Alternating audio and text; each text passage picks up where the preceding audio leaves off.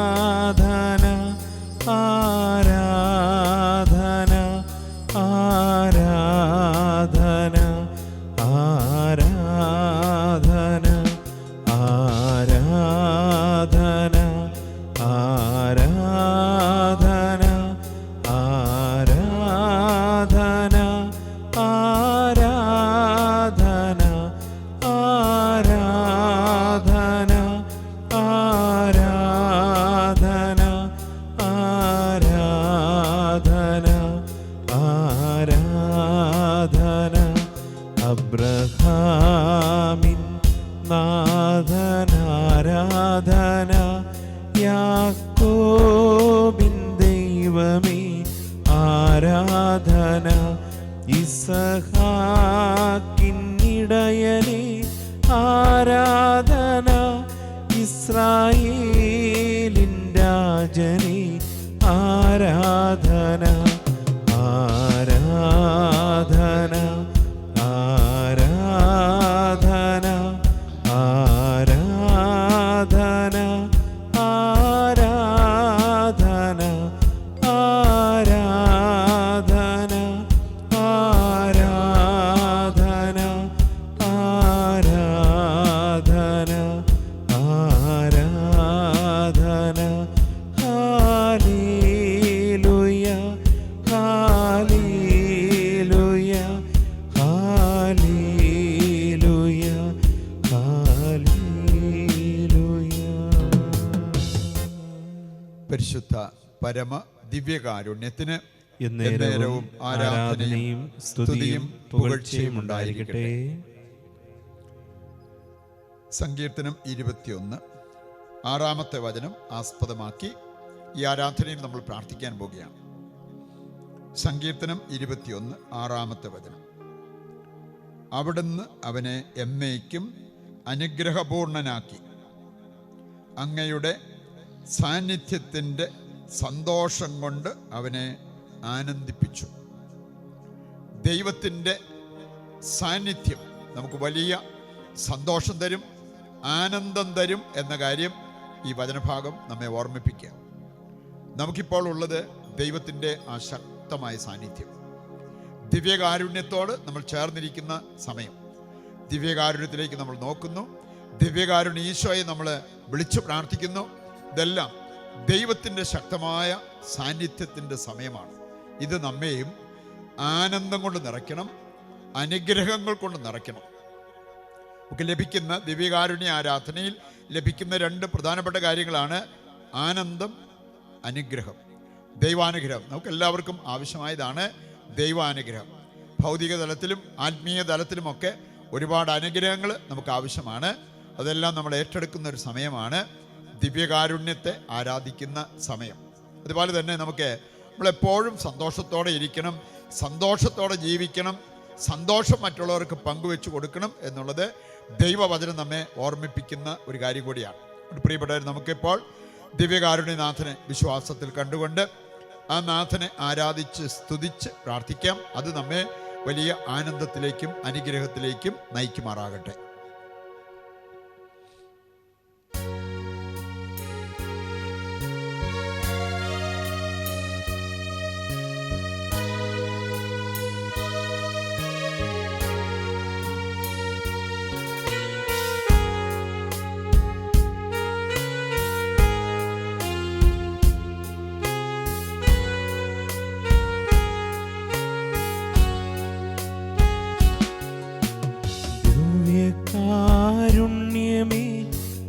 ബലിവേദിയിൽ ഞങ്ങൾക്കായി മുറിയും അപ്പമാണു നീ. ദിവ്യകാരുണ്യമേ ബലിവേദിയിൽ ഞങ്ങൾക്കായി മുറിയും അപ്പമാണു നീ. ജീവൻ സമൃദ്ധമായി ഉണ്ടാകുവാൻ നീ എന്നും മുറിക്കപ്പെടുന്നു. ജീവൻ സമൃദ്ധമായി ഉണ്ടാകുവാൻ നീ എന്നും മുറിക്കപ്പെടുന്നു. സ്വയമേ ശൂന്യമാക്കുന്നു. ദിവ്യകാരുണ്യമേ ബലിവേദിയിൽ ഞങ്ങൾക്കായി മുറിയും അപ്പമാണു നീ. ദിവ്യകാരുണ്യമേ ബലിവേദിയിൽ ഞങ്ങൾക്കായി മുറിയും അപ്പമാണു നീ.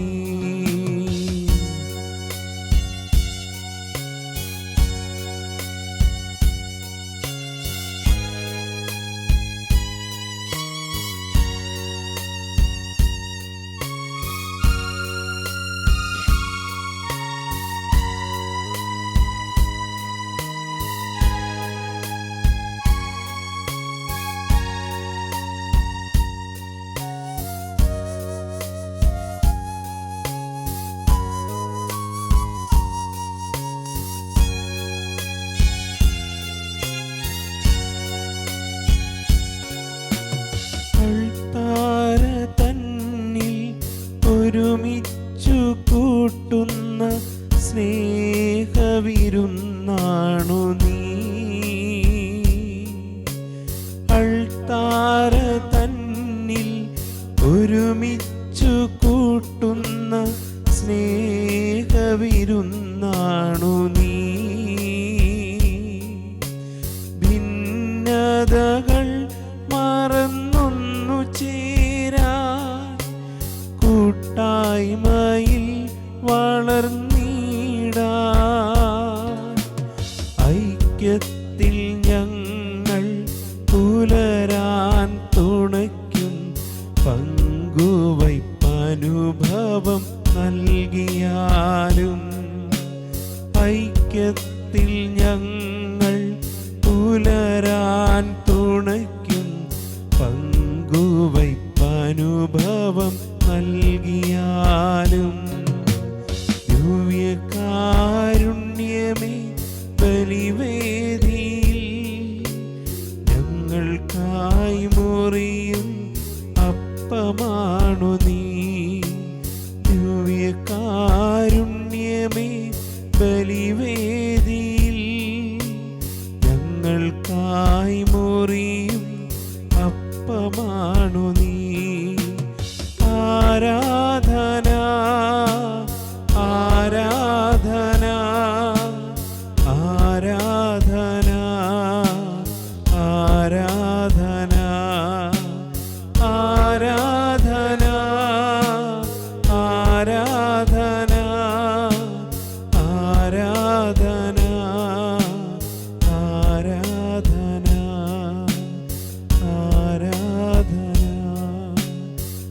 ആരാധന. നമ്മുടെ മുറിവുണക്കാൻ അനുദിനം മുറിയപ്പെടുന്നവനാണ് നമ്മുടെ ഈശോ. ഓരോ വിശുദ്ധ ബലിയർപ്പണത്തിലും കർത്താവ് തൻ്റെ ശരീരം നമുക്ക് ഭക്ഷണമായി മുറിച്ചു നൽകുന്നു. ആ ദൈവത്തെ ദിവ്യകാരുണ്യത്തിൽ നമുക്ക് കാണാം. കർത്താവിൻ്റെ അളവറ്റ സ്നേഹം അത് നമുക്കായി നൽകപ്പെട്ടിരിക്കുന്ന സ്നേഹമാണ്. ഇന്നും കർത്താവ് നൽകിക്കൊണ്ടിരിക്കുന്ന സ്നേഹം. വിശുദ്ധ മദർ തെരേസ പറയുന്നുണ്ട്, കുരിശു രൂപത്തിലേക്ക് നോക്കുക, ദൈവത്തിൻ്റെ അന്നത്തെ സ്നേഹം നിങ്ങൾക്ക് കാണാൻ പറ്റും. വിശുദ്ധ കുർബാനയിലേക്ക് നോക്കുക, ദൈവത്തിൻ്റെ ഇന്നത്തെ സ്നേഹം നമുക്ക് കാണാൻ പറ്റും. നമുക്ക് വേണ്ടി ഓരോ ദിവസവും മുറിയപ്പെടുന്ന യേശുവിനെ ഈ അൾത്താരയിൽ കണ്ടുകൊണ്ട് നമ്മുടെ മുറിവുകൾ, നമ്മുടെ വേദനകൾ, സകലതും അവിടുത്തെ കരങ്ങളിൽ ഏൽപ്പിച്ചുകൊണ്ട് അല്പസമയം നമുക്ക് ദൈവത്തെ ഒന്ന് സ്വതന്ത്രമായിട്ട് സ്തുതിച്ച് മഹത്വപ്പെടുത്താം. Hallelujah, hallelujah, hallelujah. കർത്താവേ, മാലാഖ വൃന്ദങ്ങളോട് ചേർന്ന് ഞങ്ങൾ അങ്ങയെ സ്തുതിക്കുന്നു, ആരാധിക്കുന്നു. കർത്താവേ, അങ്ങയെ ആരാധിക്കുന്ന ഞങ്ങളുടെ മേൽ അവിടുത്തെ ശക്തി അയക്കണമേ എന്ന് പ്രാർത്ഥിക്കുന്നു. ദിവ്യകാരുണ്യ ശക്തി ഞങ്ങളിൽ വന്ന് നിറയട്ടെ എന്ന് പ്രാർത്ഥിക്കുന്നു. ദിവ്യകാരുണ്യത്തോട് ചേർന്ന് നിൽക്കുന്ന ഞങ്ങളുടെ മനസ്സിന്റെ മുറിവുകൾ സൗഖ്യമാകട്ടെ എന്ന് പ്രാർത്ഥിക്കുന്നു. കർത്താവേ, ഞങ്ങളുടെ കുറവുകൾ പരിഹരിക്കപ്പെടട്ടെ എന്ന് ഞങ്ങൾ പ്രാർത്ഥിക്കുന്നു. ഞങ്ങളുടെ കുടുംബങ്ങൾ അനുഗ്രഹിക്കപ്പെടട്ടെ എന്ന് ഞങ്ങൾ പ്രാർത്ഥിക്കുന്നു. ഈ ലോകം മുഴുവൻ ഞങ്ങളുടെ ഈ ആരാധനയിലൂടെ അനുഗ്രഹിക്കപ്പെടട്ടെ എന്ന് ഞങ്ങൾ പ്രാർത്ഥിക്കുന്നു. Hallelujah, hallelujah, hallelujah. യേശുവേ നന്ദി, യേശുവേ നന്ദി, യേശുവേ നന്ദി, യേശുവേ നന്ദി. അല്പസമയം ഒട്ടുകുത്തിയോ സ്വസ്ഥാനങ്ങളിൽ ഇരുന്നോ എഴുന്നേറ്റ് നിന്നോ ഒക്കെ നിങ്ങൾക്ക് പ്രാർത്ഥിക്കാം. സ്വസ്ഥമായിട്ട് പ്രാർത്ഥിക്കുക. ഈശോയുടെ കരങ്ങളിൽ നിങ്ങളെ സമർപ്പിച്ച് പ്രാർത്ഥിക്കുക. ദൈവത്തെ കണ്ടു പ്രാർത്ഥിക്കുക. ദൈവത്തെ കേട്ട് പ്രാർത്ഥിക്കുക. ദൈവകരങ്ങളിൽ നിങ്ങളുടെ ജീവിതം പൂർണ്ണമായിട്ടും ഭരമേൽപ്പിച്ച് പ്രാർത്ഥിക്കുക. നിങ്ങളുടെ ഹൃദയാഭിലാഷങ്ങൾ, നിങ്ങളുടെ കുടുംബത്തിൻ്റെ ആവശ്യങ്ങൾ സകലതും ദൈവത്തിൻ്റെ കരങ്ങളിൽ ഏൽപ്പിക്കുന്ന വലിയ സമയമായിരിക്കട്ടെ ഈ സമയം.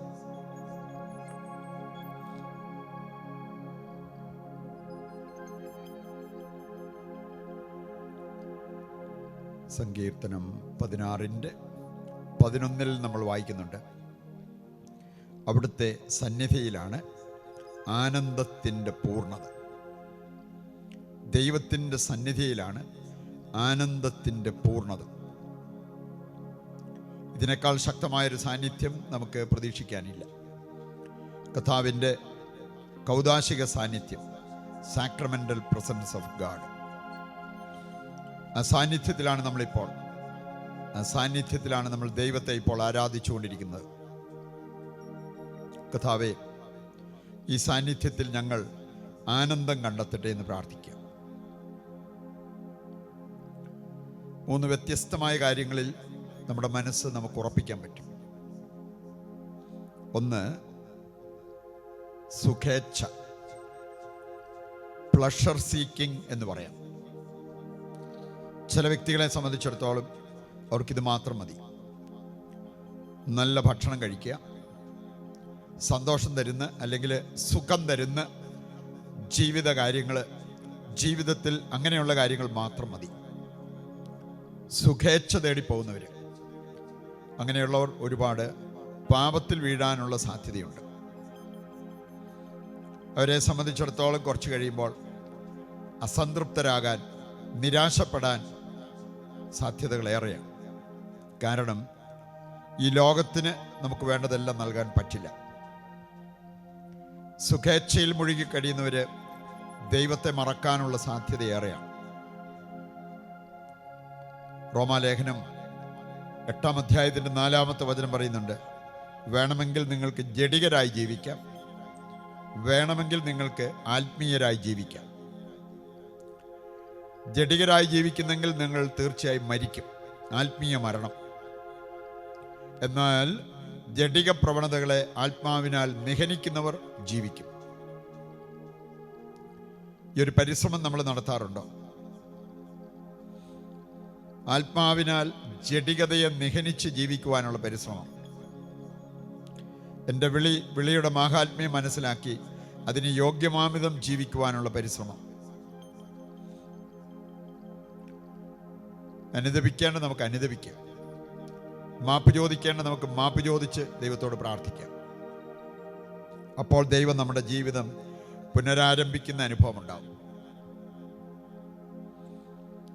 രണ്ടാമത്തെ ഒരു കാര്യത്തിൽ നമുക്ക് മനസ്സ് ഉറപ്പിക്കാൻ പറ്റും, അതാണ് സന്തോഷം, ഹാപ്പിനെസ് എന്ന് പറയും. പ്ലഷർ സീക്കേഴ്സ് അവരെക്കാൾ ഒരു പടി കൂടി ഉയരാൻ പറ്റിയവരാണ് സന്തോഷം ലക്ഷ്യമാക്കി ജീവിക്കുന്നവർ. സന്തോഷം ലോകത്തിനും തരാൻ പറ്റും, ദൈവത്തിനും തരാൻ പറ്റും. ഫിലിപ്പിയർ 4-ാം അധ്യായം 4 മുതൽ 6 വരെ വായിച്ചാൽ പൗലോസ്ലീഹ പറയുന്നുണ്ട്, എപ്പോഴും സന്തോഷിക്കണം, നിങ്ങളൊന്നിനെക്കുറിച്ചും ആകുലപ്പെടരുത്. കർത്താവിൽ വിശ്വാസം അർപ്പിക്കുക, ദൈവം നിങ്ങളെ കാത്തുകൊള്ളും. പ്രതികൂല സാഹചര്യങ്ങളിൽ പോലും ദൈവത്തെ ആരാധിക്കാനും സ്തുതിക്കാനും പറ്റിയാൽ നമ്മുടെ പ്രശ്നങ്ങൾക്ക് പരിഹാരമുണ്ടാകും. നമുക്ക് മനസ്സുറപ്പിക്കാവുന്ന മൂന്നാമത്തെ കാര്യമാണ് ആനന്ദം, ജോയ്, ആനന്ദം. അത് ലോകത്തിന് തരാൻ പറ്റില്ല. അത് കിട്ടണമെന്നുണ്ടെങ്കിൽ ദൈവവുമായിട്ട് നമുക്കൊരു ബന്ധം വേണം. ആത്മീയ കാര്യങ്ങൾക്ക് നമ്മൾ മുൻതൂക്കം കൊടുക്കണം. ദൈവവുമായി ബന്ധം സ്ഥാപിക്കാത്തവർക്ക് ആനന്ദമുള്ളവരാകാൻ പറ്റില്ല. നിങ്ങൾ ആനന്ദിച്ച് ആഹ്ലാദിക്കുവിനെന്ന കർത്താവ് പറഞ്ഞു. മറ്റുള്ളവർ നിങ്ങളെ പീഡിപ്പിക്കുമ്പോൾ പോലും നിങ്ങൾക്കത് ചെയ്യാൻ പറ്റും. മത്തായി 5-ാം അധ്യായം 11-12 വചനങ്ങളുടെ കാതലായ സന്ദേശം അതാണ്. കർത്താവേ, അങ്ങയുടെ സന്നിധിയിലാണ് ആനന്ദത്തിൻ്റെ പൂർണ്ണത. പലപ്പോഴും ഞങ്ങൾക്കത് അനുഭവിക്കാൻ പറ്റാതെ പോയത് ഞങ്ങളുടെ പാപം മൂലമാണ്, വിശ്വാസക്കുറവ് മൂലമാണ്, വിശുദ്ധിയുടെ കുറവ് മൂലമാണ്. ഞങ്ങളെ തന്നെ കഴുകി വിശുദ്ധീകരിക്കുവാൻ ഞങ്ങൾ ആഗ്രഹിക്കുന്നു, തീരുമാനമെടുക്കുന്നു. അങ്ങ് ഞങ്ങളെ സഹായിക്കണമേ. അങ്ങയുടെ വചനത്താലും അങ്ങയുടെ രക്തത്താലും ഞങ്ങളെ കഴുകി വിശുദ്ധീകരിക്കണമേ എന്ന് യാചിച്ചുകൊണ്ട് നമുക്ക് ഈ അനുതാപ ഗാനത്തിൽ പങ്കുചേരാം.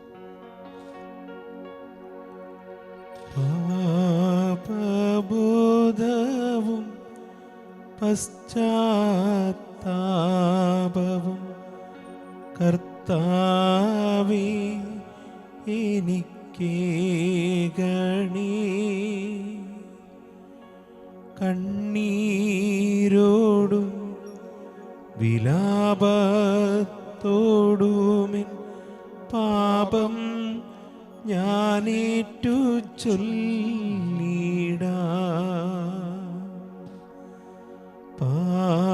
പാപബോധവും പശ്ചാത്താപവും കർത്താവേ എനിക്കേകണേ. കണ്ണീരോടും വിലാപത്തോടുമെൻ പാപം ഞാനേറ്റു ചൊല്ലിടാം. കണ്ണീരോടും വിലാപത്തോടുമെൻ പാപം ഞാനേറ്റു ചൊല്ലിടാം. അല്പസമയം നിശബ്ദതയിൽ പാപങ്ങളേറ്റു പറയാം. ദൈവത്തിൻ്റെ കരുണയ്ക്കായി പ്രാർത്ഥിച്ചുകൊണ്ടിരിക്കുക. ദൈവത്തിൻ്റെ സ്നേഹത്തിൻ്റെ അഭിഷേകത്തിനായി പ്രാർത്ഥിച്ചുകൊണ്ടിരിക്കുക. കർത്താവേ, അങ്ങയുടെ ശക്തമായ സാന്നിധ്യം അനുഭവിച്ച് അതിൽ ആനന്ദിക്കുവാൻ കൃപ നൽകണമേ എന്ന് പ്രാർത്ഥിച്ചുകൊണ്ടിരിക്കുക.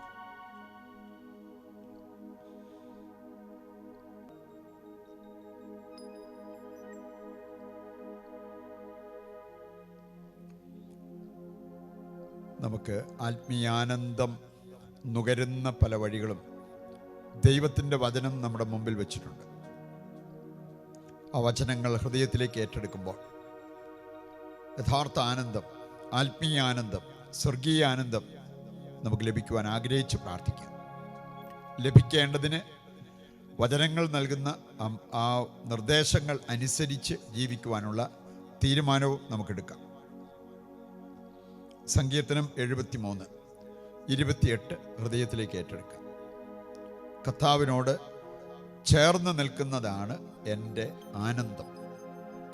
സങ്കീർത്തകൻ പറഞ്ഞൊരു കാര്യമാണ്, ഞാൻ എൻ്റെ കർത്താവിനോട് ചേർന്ന് നിൽക്കുമ്പോഴാണ് ആനന്ദം അനുഭവിക്കുന്നത്. നമ്മൾ യാക്കോബ് ശ്ലീഹ 4-ാം അധ്യായത്തിൻ്റെ 8-ാമത്തെ വചനത്തിൽ നമ്മൾ കാണുന്നുണ്ട്, ദൈവത്തോട് ചേർന്ന് നിൽക്കുക, ദൈവം നിങ്ങളോടും ചേർന്ന് നിൽക്കും. എല്ലാവിധത്തിലും ദൈവത്തോട് ചേർന്ന് നിൽക്കുവാൻ നമുക്ക് തീരുമാനമെടുക്കാം. ബലിയർപ്പിക്കുമ്പോൾ ദൈവത്തോട് ചേർന്ന് നിൽക്കണം. പ്രാർത്ഥിക്കുമ്പോൾ ദൈവത്തോട് ചേർന്ന് നിൽക്കണം. കർത്താവിൻ്റെ നാമത്തിൽ ശുശ്രൂഷകൾ ചെയ്യുമ്പോൾ ദൈവത്തോട് നമ്മൾ ചേർന്ന് നിൽക്കണം. നമുക്കതിനായി ആഗ്രഹിക്കാം, പ്രാർത്ഥിക്കാം. മറ്റൊരു വചനം അപ്പസ്തോല പ്രവർത്തനം 16:34. അവിടെ നമ്മൾ കാണുന്നു, പൗലോസും സീലാസും ജയിലിൽ അടയ്ക്കപ്പെട്ടു. അർദ്ധരാത്രിയിൽ അവർ ഉണർന്നിരുന്ന് ദൈവത്തെ സ്തുതിച്ച് മഹത്വപ്പെടുത്തി. അവിടെ വലിയ അത്ഭുതം സംഭവിച്ചു. ജയിലർ സ്വയം മരിക്കാൻ അവന് വാളെടുത്തു. പക്ഷെ പൗലോസും സീലാസും വിളിച്ചു പറഞ്ഞു, സഹോദര, അവിവേകം കാണിക്കരുത്, ഞങ്ങളിവിടെയുണ്ട്. ഇനി അതുമൂലം സംഭവിച്ചത്, ആ ജയിലർ മാനസാന്തരപ്പെട്ടു. അവനും അവൻ്റെ കുടുംബവും കർത്താവിൽ വിശ്വസിച്ചതുകൊണ്ട് അത്യധികം ആനന്ദിച്ചു എന്നാണ് അപ്പോസ്തല പ്രവർത്തനം 16-ാം അധ്യായത്തിൻ്റെ 34-ാമത്തെ വചനത്തിൽ നമ്മൾ കാണുക. പറയുണ്ട്, ദൈവത്തിൽ വിശ്വാസം അർപ്പിച്ചാൽ അത് ആനന്ദത്തിലേക്ക് നമ്മളെ നയിക്കും. നമുക്ക് ആ ബോധ്യത്തോടെ പ്രാർത്ഥിക്കാം. മറ്റൊരു കാര്യം, ലൂക്കാസ് സുവിശേഷകൻ 10:21 നമ്മളെ പഠിപ്പിക്കുന്നുണ്ട്. ആനന്ദിക്കാൻ നമുക്ക് വേണ്ടത് പരിശുദ്ധാത്മാവാണ്. യേശു ആത്മാവിൽ ആനന്ദിച്ച് സംസാരിക്കുന്നത് ഇവിടെ നമുക്ക് കാണാൻ പറ്റും. അതുപോലെ തന്നെ അപ്പോസ്തല പ്രവർത്തനം 13-ാം അധ്യായം 50 മുതൽ 52 വരെ വായിച്ചാൽ മനോഹരമായൊരു കോമ്പിനേഷൻ കാണാൻ പറ്റും. പരിശുദ്ധാത്മാവ്, സഹനം, ആനന്ദം. അതുകൊണ്ട് സഹനം വന്നാലും പരിശുദ്ധാത്മാവിനാൽ നമ്മൾ നയിക്കപ്പെടുന്നുണ്ടെങ്കിൽ, പരിശുദ്ധാത്മാവ് നമ്മുടെ ഉള്ളിൽ പ്രവർത്തിച്ചുകൊണ്ടിരിക്കുന്നെങ്കിൽ നമുക്ക് ആനന്ദമുണ്ടാകും. കർത്താവേ, ആ വലിയ ബോധ്യത്തിലേക്ക് ഞങ്ങളെ നയിച്ച് എല്ലാ സാഹചര്യത്തിലും ആനന്ദത്തോടെ ജീവിക്കുവാൻ കൃപ തരണമേ എന്ന് പ്രാർത്ഥിക്കുക. അപ്പോസ്തല പ്രവർത്തനം 20:35 നമ്മൾ കാണുന്നുണ്ട്, നൽകുന്നതിൽ നമുക്ക് ആനന്ദം ഉണ്ടാവും. സ്വീകരിക്കുന്നതിനേക്കാൾ നൽകുന്നതാണ് ശ്രേയസ്കരം. നമ്മുടെ ജീവിതം കൊടുക്കാൻ, മറ്റുള്ളവർക്ക് നമ്മുടെ സമ്പത്തിലൊരു ഭാഗം കൊടുക്കാൻ, സഹായം അർഹിക്കുന്നവരെ ഒന്ന് സഹായിക്കാൻ തയ്യാറായാൽ ആനന്ദം നമുക്ക് കൈവരും. ലൂക്കാ 10:17 നമ്മൾ കാണുന്നുണ്ട് ശുശ്രൂഷ ജീവിതം തരുന്ന ആനന്ദത്തെക്കുറിച്ച്. ശുശ്രൂഷ ചെയ്ത അവര് വന്ന് ആനന്ദത്തോടെ, സന്തോഷത്തോടെ അവർ ചെയ്ത കാര്യങ്ങൾ വിളിച്ചു പറയുന്നതിനെക്കുറിച്ച് ലൂക്കായുടെ സുവിശേഷം 10:17 നമ്മൾ കാണുന്നു. യോഹന്നാൻ 15:10-11 വായിച്ചാൽ അവിടെ പറഞ്ഞിട്ടുണ്ട്, ദൈവത്തിൻ്റെ കൽപ്പനകൾ പാലിക്കുന്നവർക്ക് ആനന്ദമുണ്ടാകും. കൽപ്പനകൾ പാലിച്ചാൽ എൻ്റെ സന്തോഷം നിങ്ങളിൽ കുടികൊള്ളും, ആ സന്തോഷം പൂർണ്ണമാവുകയും ചെയ്യും. ഇതെല്ലാം ദൈവം നമുക്ക് തരുന്ന നിർദ്ദേശങ്ങളാണ്. ആനന്ദത്തിൽ ജീവിക്കുവാൻ നമുക്ക് ആവശ്യമായ കാര്യങ്ങൾ ഇതിലൂടെ മനസ്സിലാക്കാൻ പറ്റും. അതെല്ലാം ഹൃദയത്തിലേക്ക് ഏറ്റെടുത്ത് അതനുസരിച്ച് ജീവിക്കുവാൻ വേണ്ട കൃപയ്ക്കായി ഇപ്പോൾ പ്രാർത്ഥിച്ചുകൊണ്ടിരിക്കുക. നിങ്ങളുടെ എല്ലാ അവസ്ഥകളെയും ആവശ്യങ്ങളെയും കർത്താവിൻ്റെ കരങ്ങളിൽ ഏൽപ്പിച്ച് ഇപ്പോൾ പ്രാർത്ഥിച്ചുകൊണ്ടിരിക്കട്ടെ. കാരുണ്യവാനായ കർത്താവേ, അവിടുത്തെ കരം ഈ ദാസരുടെ മേൽ ഉയർത്തണമേ. ഇവർക്ക് വേണ്ടതെല്ലാം അവിടുന്ന് നൽകി അനുഗ്രഹിക്കണമേ. അങ്ങ് സുഖപ്പെടുത്തുന്ന കർത്താവാണ്, അഭിഷേകം ചെയ്യുന്ന ദൈവമാണ്, വിമോചനം നൽകുന്ന ദൈവമാണ്. കർത്താവെ, ബന്ധനത്തിൽ കഴിയുന്നവർക്ക് മോചനം കൊടുക്കണമേ. രോഗികളായി കഴിയുന്നവർക്ക് സൗഖ്യം കൊടുക്കണമേ. ദാരിദ്ര്യാവസ്ഥയിൽ കഴിയുന്നവരെ കർത്താവെ സമ്പന്നരാക്കണമേ എന്ന് പ്രാർത്ഥിക്കുന്നു. ഇവർക്ക് ഓരോരുത്തർക്കും വേണ്ടത് അങ്ങ് നൽകി അനുഗ്രഹിക്കണമേ. അങ്ങയെ വിളിച്ചപേക്ഷിക്കുന്ന, അങ്ങയെ ആരാധിക്കുന്ന ഈ മക്കളെ അവിടുന്ന് അനുഗ്രഹിക്കണമേ. എല്ലാ അശുദ്ധിയും തുടച്ചു മാറ്റി വിശുദ്ധി കൊണ്ട് കർത്താവെ ഇവരെ അനുഗ്രഹിക്കണമേ എന്ന് പ്രാർത്ഥിക്കുന്നു. അങ്ങനെ ഇവർക്ക് ആവശ്യമായതെല്ലാം അവിടുന്ന് നൽകി അനുഗ്രഹിക്കുവാൻ തിരുവുള്ളമാകണമേ. പ്രിയപ്പെട്ടവരെ, കെട്ടുവാനും അഴിക്കുവാനും സുഖപ്പെടുത്തുവാനും വിശുദ്ധീകരിക്കുവാനും കർത്താവ് നൽകിയിരിക്കുന്ന അധികാരത്തിന് കീഴിൽ നിന്നുകൊണ്ട് നിങ്ങളെയും നിങ്ങളുടെ കുടുംബങ്ങളെയും നിങ്ങളുടെ പ്രത്യേക നിയോഗങ്ങളെയും ആശീർവദിച്ച് അനുഗ്രഹിക്കുന്നു, ഇപ്പോഴും എപ്പോഴും എന്നേക്കും. ആമേൻ. ദൈവത്തിന് നന്ദി പറഞ്ഞുകൊണ്ട് ശിരസ് നമിച്ച് താഴ്ന്ന സ്വരത്തിൽ കർത്താവിനെ സ്തുതിച്ച് ദിവ്യകാരുണ്യത്തിൻ്റെ ആശീർവാദം നമുക്കിപ്പോൾ ഏറ്റെടുക്കാം.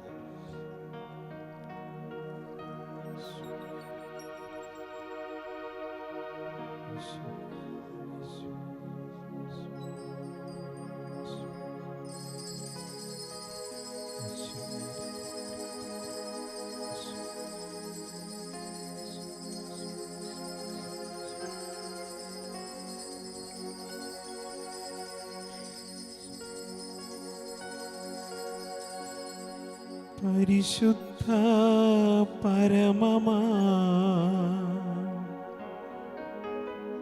ദിവ്യകാരുണ്യമേ,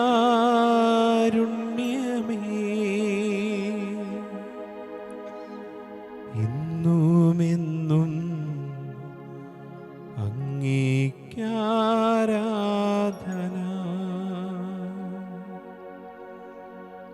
പരിശുദ്ധ പരമമാ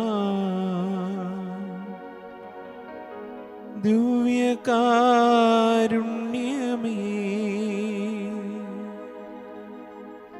ഇന്നുമെന്നും അങ്ങേക്കാരാധന.